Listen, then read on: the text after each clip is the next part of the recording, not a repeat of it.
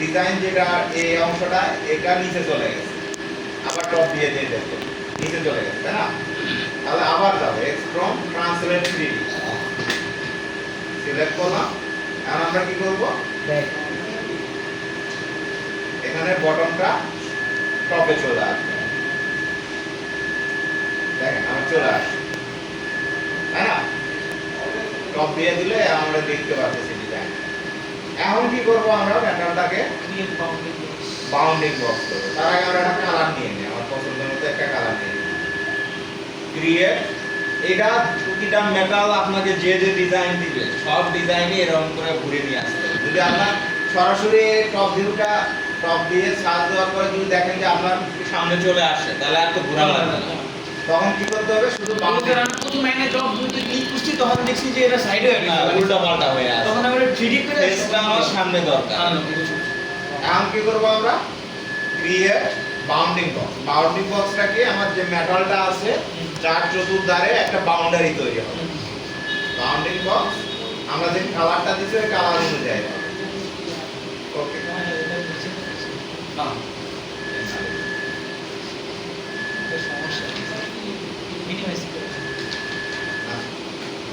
এটা নিচে sir right click করার অপশন সেটিংসে যায় স্যার, ডিসপ্লে সাইজটা কমায়।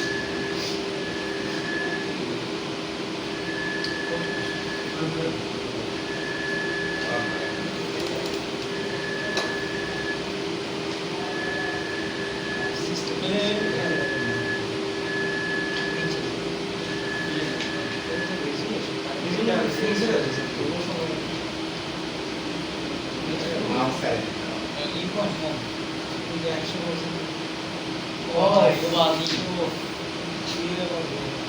এখনো ওই যে রেজুলেশনটা স্যার বাড়ায় দিলে ডিসপ্লেটা বড় হবে।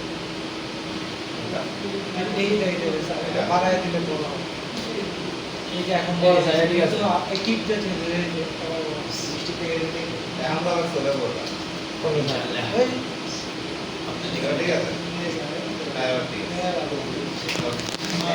তাহলে আমরা কি করলাম, আমাদের এই জায়গায় দেখেন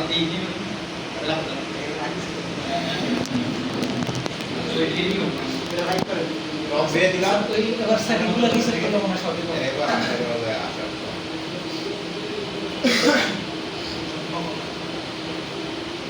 হ্যাঁ বাস দেখেন। এখন কি করব, আমরা ক্রিয়েট বাউন্ডিং বক্স।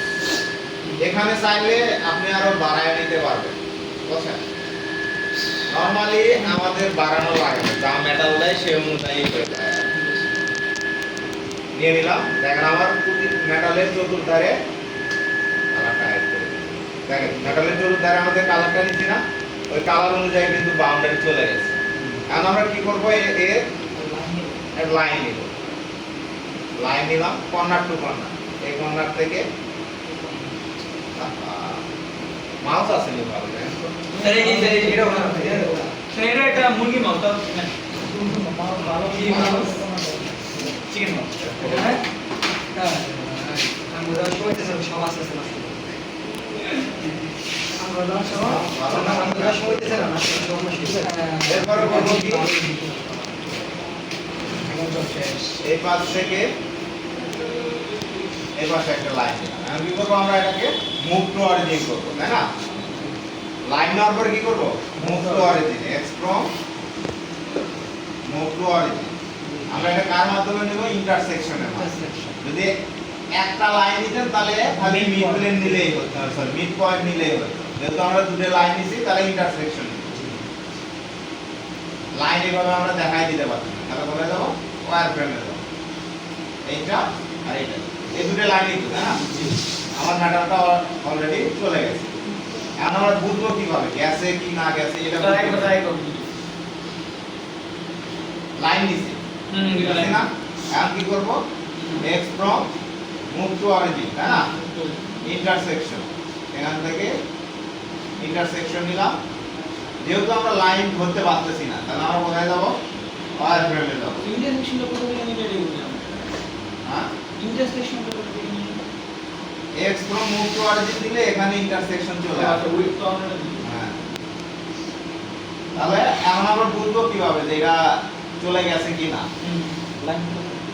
তাহলে থাকলো থাকলো। এখন আমরা যাবো কি অ্যানালাইজ ডাইনামিক দিয়ে আমরা মাপদণ্ড দেখতে পাবো। দেখেন আমার জেড কোথায় আছে? জিরোতে আছে না? এটা হলো জেড, জিরোতে আছে না? এই পাশেরটা আবার দেখেন, এটা এই পাশে এটা হলো জিরো। দেখেন আমাদের যে মেটালটা কাটবো ওটার ডেপথ কত আছে ওটাও দেখা যাবে, 5 মিলি, এই যে মাইনাস 5। আর রেডিয়াস কত আছে? ডিজাইনের রেডিয়াস কত আছে? 5। মানে ডায়া আছে, তাহলে আমার এখানে টুল ডায়া হলে তাহলে কত হইতো? 10 হইতো। তার মানে আমরা এই জায়গায় 10 এর টুল চালাতে পারবো। রেডিয়াস যেটা থাকবে সেটার ডাবল টুল আমরা চালাতে পারবো।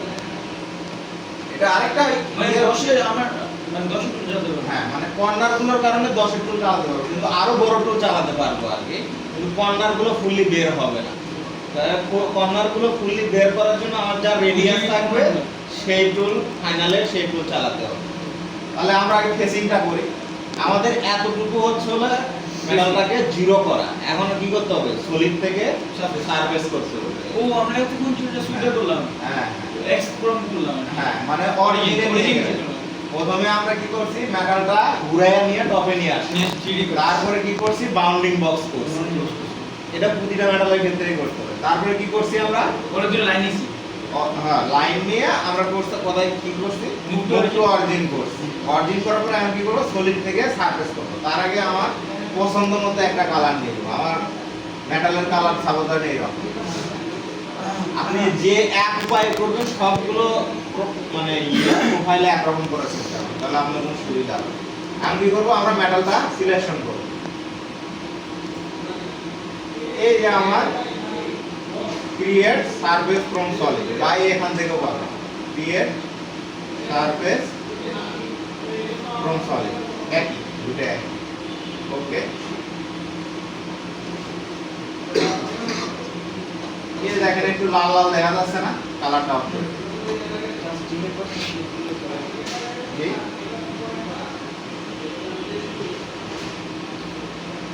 এখন কি করতে হবে? আমার ওই যে সলিড ইয়েটা আছে ওটাকে আমার ডিলিট করতে হবে।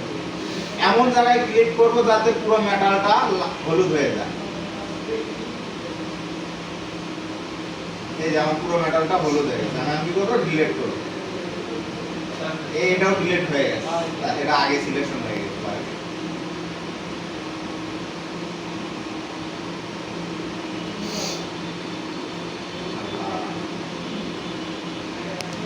আমরা তো করা যাবে না। একটা ক্লিক করলে তো পুরোটা চলে যাবে কথা না। ওই রকম ভাবে ধরতে হয়। এই যে চলে গেছে। এখন চাইলে আপনি একটা একটা করে সারফেস ডিলিট করতে পারবেন, দেখতে পারেন। দেখছেন? এতটুকু প্রত্যেকটা মেটালের ক্ষেত্রেই করতে হবে। নতুন কোনো ডিজাইন দিলে আপনার এতটুকু করতে হবে। হ্যাঁ। তাহলে ওই দুটো লাইন আমরা ডিলিট করে দিলাম, ওই দুটো লাইনের আমার দরকার। এখন কি করবো আমরা?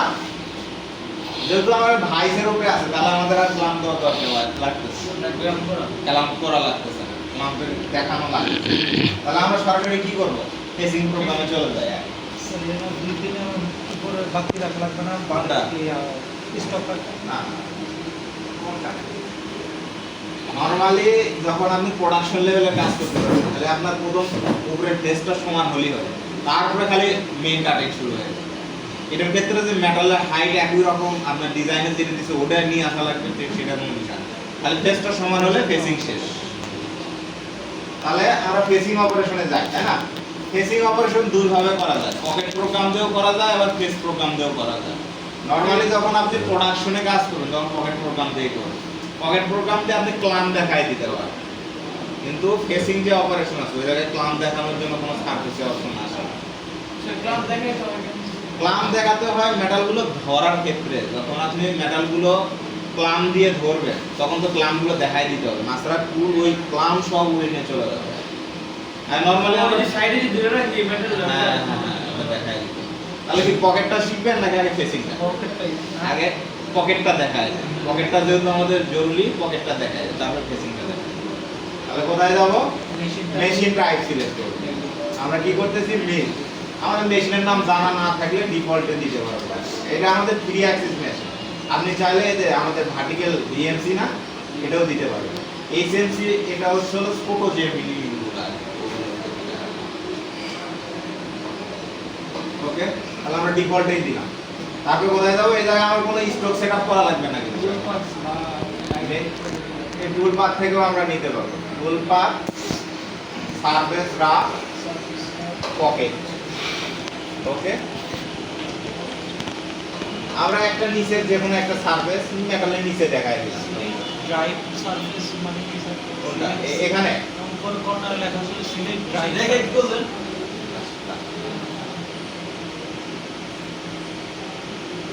Toolbox, toolpath, surface rough, pocket.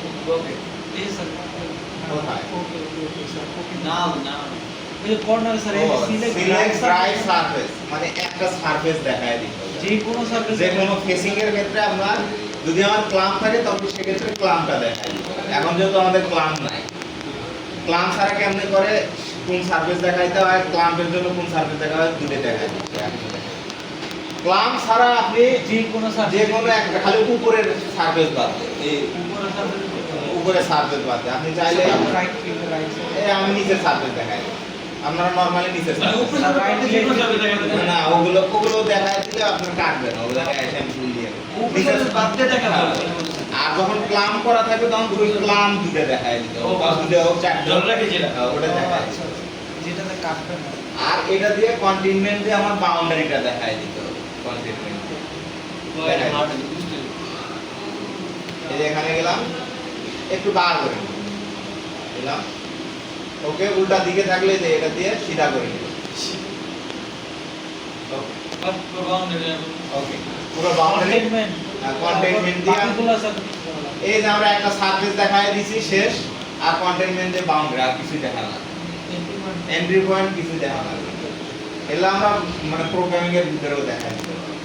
তাহলে আমরা 12 টুল দিয়ে ফেসিংটা করি। আমরা 12 টুলটা লাগায় ফেসিংটা করব না, 12 এমবিল দিয়ে করব। তাহলে আমরা ক্রিয়েট টুল, আমাদের ওটা কি ইনবিল 12 ইনবিল, তাই না?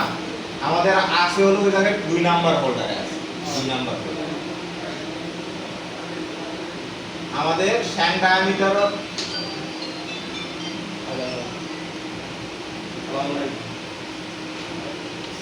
লেন্থ এগুলো কোনো বিষয় না। তাহলে শ্যাং ডায়ামিটার আমার কত? 12, টুল ডায়ামিটার 12, মানে 12 ইনবিল আমরা ইউজ করছি। ওকে, আপনি চাইলে এখানে একটা নামও দিতে পারেন, লিখতে পারেন যে E12। স্যার 12 নম্বরটা কি ডায়ামিটার? হ্যাঁ, এটা হলো টুল ডায়া 12। ফিড রেট আমরা দিব কত? 0.1 দেখা এগুলোর ক্ষেত্রে যারা যদি বাবা রে স্পিন্ডল স্পিড 12 এর ক্ষেত্রে এগুলো একটা লেখা দেওয়া হবে। এগুলো তো আপনাদের লেখা দিছিলাম না। স্যার রেকর্ড করলে বেস্ট অনেক ইম্পর্টেন্ট। এ ভাই ये माशाल्लाह লেখা দিছিলাম স্যার, লেখা দিছিলাম, আপনি লাগতো ভাই লেখা দিছিলাম। ওই আছে গুড এক্সপেরিয়েন্স ভাই এটা দিয়ে দিন। বেন ইউটিউবার 12 ক্ষেত্রে কত? লাইক, কমেন্ট আর সাবস্ক্রাইব করে দিন। লাইক কমেন্ট সাবস্ক্রাইব ভাই রেকর্ড করে কত লাইক কমেন্ট সাবস্ক্রাইব 2.5 মিলিয়ন হয়ে গেছে। 12 ক্ষেত্রে 2.5 মিলিয়ন হয়ে গেছে। খেয়াল করো, এদিকে খেয়াল করো। স্যার এটা তো আরপিএম বলছিলেন না? হ্যাঁ, এটাই তো স্পিন্ডল স্পিড মানে ফিড রেট কত দিলাম? 2000। এটা চাইলে আপনি কমও দিতে পারেন। স্যার ম্যাক্সিমাম কতটুকু? 2500 রুপে দেওয়া 2500।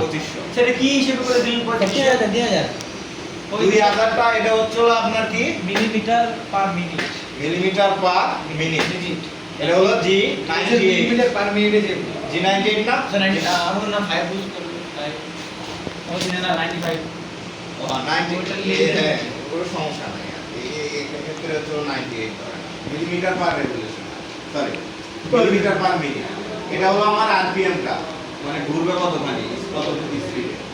প্লাস রেটটা কি বলছিলাম বলেন?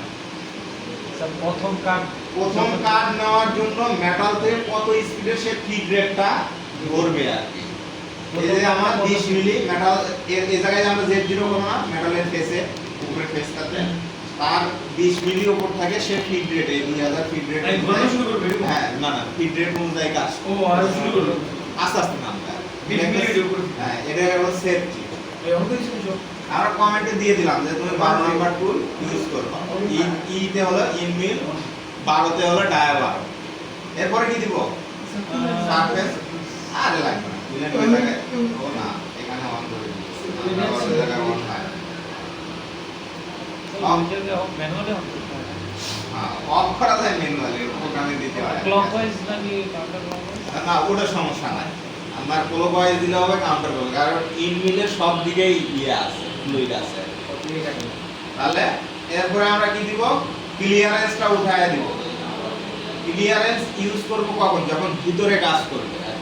এটা তো আমার পুরো মেটাল জুড়ে কাজ করতেছে। তাহলে আমরা রিট্র্যাক্টটা হলো একবার কাটিং এর শেষে আবার আগের পজিশনে যাওয়ার জন্য কত উপর দিয়ে যাবে আমরা আগের প্রোগ্রামগুলোতে দেখছি, তাই না? এটা 20 দিলাম আর কি, সেফটির জন্য 20 দিলাম। কিন্তু যখন আমরা ক্লাম ইউজ করব তখন ওই ক্লাম মাইকা দিতে হবে। ক্লাম যদি 60 থাকে তখন 60 দিতে হবে। ফিট প্লেনটা কি বলছিলাম? এই যে এখান থেকে কত উপর থেকে তারপর ধরো বারবার উঠতেছে নামতেছে, কতখানি 0.4 দিলে মেটাল থেকে 0.4 উপর থেকে সেই স্মুথলি ইয়ে করে রিট্যাক্টও ধরবে, ফিট প্লেনও ধরবে। এটা হলো ফিট প্লেনের কাজ। এটা ইনক্রিমেন্টাল, কারণ এক এক জায়গায় ডায়া এক এক রকম হবে। এটা আসলেট দিলে ওই 0 থেকে শেষ শুরু করবে। এটা ইনক্রিমেন্টাল, যা ভ্যালু দিতেছি এগুলো দেওয়ার চেষ্টা করব। ওকে, আমাদের তো ফেসে 0.4। তাহলে আমাদের তো ফেসিং এর ক্ষেত্রে কোনো মেটাল রেখে যাওয়ার দরকার নেই। এটা হচ্ছে স্টক টু লিভ। আমি যদি পরবর্তী ফিনিশিং এর জন্য রেখে যেতে চাই বা পরবর্তী অপারেশনের জন্য রেখে যেতে চাই, এটা হলো স্টক টু লিভ। এখন আসেন স্টেপ ডাউন। স্টেপ ডাউন কি বলেন? কাটবো। হ্যাঁ, প্রতি পাশে কতখানি করে কোক নেবে? আমরা 0.1 দিলাম। 0.1 ক্লাইমার কনভেনশনাল মিনিং এটা কি? ওই যে এটা নিচে ও ক্লায়েন্টটা হচ্ছে কি আপনার শেষরায় যাবে আর কি, হালকা একটু শেষরায় যাবে। আর কনভেনশনালটা হচ্ছে আপনার যে জায়গাটা আছে ওই জায়গায় সরাসরি নিচে যাবে। নরমালি এই ক্লায়েন্ট ইউজ করা উচিত। এখানে আমরা অ্যাবসলিউট দেব, তাই না? আমার কাজ করব, ফেস করব আমরা 0 থেকে 1 অনেক মিনিট। কনসেন্ট্রেশন 1 মিনিট ফেস করব। আর এটা বারবার দেখানো হবে। এই একটা অপারেশনে যদি এরকম অবস্থা হয়, আরো কতগুলো আসলে অনেক ফাংশন থাকে। লিমিট মেশিন ইউনিটের লিমিট ছিল অনেক কম ছিল। এটা তো বেশি। লেদ মেশিনে এজন্য যে প্রোগ্রামার সে অপারেটিং করে, কিন্তু উনি ওই করে। প্রোগ্রামার আলাদা ডিজাইনার। তাহলে আমরা 0 থেকে 1 মিলি ফেস করব। 0 থেকে 1 মিলি ফেস করব। মিনিমাম ডেপথ মিনিমাম দে তার মাইনাস গেলে তো নিচে যায়। হ্যাঁ, 0 থেকে যত নিচে যাবে তত মাইনাস। গ্যাপ সেটিং এ আমরা কি করব? অপটিমাইজ কাট অর্ডার কি, মানে এটা হচ্ছে যে জায়গায় কাটিং এর প্রয়োজন ওই জায়গায় কাটিং শেষ করে পরবর্তী জায়গায় যাবে। আর এটা না দিলে উঠবে নামবে সময়টা বেশি লাগবে। ওকে, আর এখানে এসে আপনার বিভিন্ন টাইপের অপারেশন আছে। আপনি কেমনে কাটবেন, জিগজ্যাগ রাইতে কাটবে, আস্তে কাটবে, ওভারল্যাপ, মানে যেরকম আইকন তো আছে এরকম স্টাইলে কাটবে। নরমালি আমরা কর্নার থেকে শুরু করব, এটাই ইউজ করব।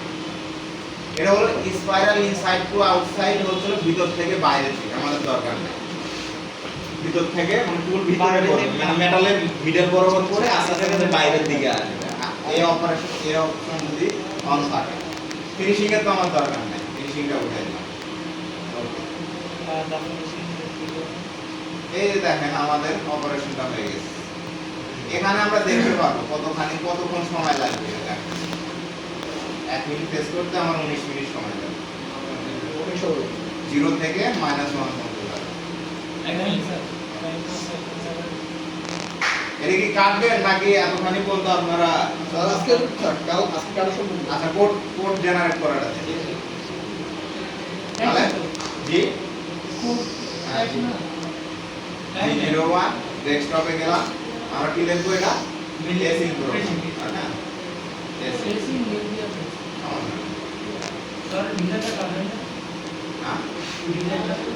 ডিজাইন তো আগে ফেসিং করেন না, তারপরে এখান থেকে এতখানি উঠায় ফেলবো আমরা একটা প্রোগ্রামে একটা নাম দেব তারপরে ধরেন 2 দিলাম এখানে আমার টুল চেঞ্জারটা উঠায় ফেলবো M06 এর কিন্তু টুল চেঞ্জ হয়ে যাবে M02 না স্যার এটা কি হাইড্রোলিক ও M02 হ্যাঁ হ্যাঁ এটা কি হাইড্রোলিকের সমস্যা আছে নাকি